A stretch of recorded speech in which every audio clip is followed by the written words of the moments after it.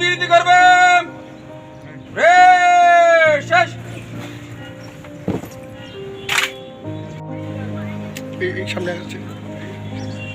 চট্টগ্রামের বর্ষিয়ান রাজনীতিবিদ, সাবেক গৃহায়ন ও গণপূর্ত মন্ত্রী এবং বীর মুক্তিযোদ্ধা ইঞ্জিনিয়ার মোশাররফ হোসেনের দাফন সম্পন্ন হয়েছে রাষ্ট্রীয় মর্যাদায়। বৃহস্পতিবার 14 মে বিকেলে চট্টগ্রামের মিরসরাই উপজেলার নিজ গ্রামে জানাজা শেষে তাকে দাফন করা হয়।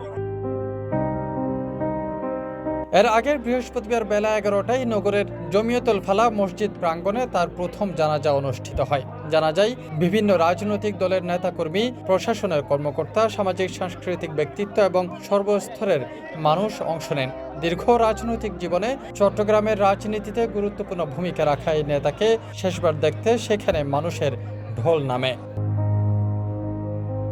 পরে মরদেহ নেওয়া হয় তার জন্মভূমি মিরসরাইয়ে। সেখানে অনুষ্ঠিত শেষ জানাজাতেও হাজারো মানুষের উপস্থিতি লক্ষ্য করা যায়।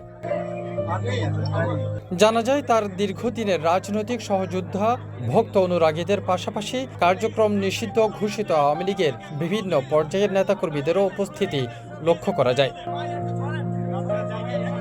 বর্ণাঢ্য রাজনৈতিক জীবনে ইঞ্জিনিয়ার মোশাররফ হোসেন চট্টগ্রামের উন্নয়ন, মুক্তিযুদ্ধের চেতনা ও জাতীয় রাজনীতিতে গুরুত্বপূর্ণ অবদান রেখে গেছেন বলে জানা যায় অংশ নেওয়া বিভিন্ন ব্যক্তি মন্তব্য করেন। ইঞ্জিনিয়ার মোশাররফ সাহেব যদিও একটি দলের রাজনীতিবিদ ছিলেন, কিন্তু আলটিমেটলি দেশের জন্য ওনার অনেক অবদান আছে। এই দেশের জন্য উনি মুক্তিযুদ্ধ করেছিলেন এবং এই চট্টগ্রামের বৃহত্তর চট্টগ্রামের জন্য ওনার অনেক অবদান আছে। ব্যক্তিগতভাবে উনি একজন ব্যক্তি হিসেবে মানুষের পরোপকারী ছিলেন এবং চট্টগ্রামের জন্য অনেক অবদান রাখছেন।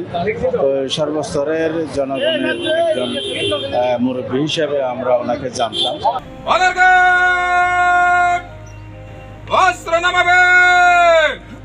তাফহিম আলমগীর, সিটিজি পোস্ট, চট্টগ্রাম।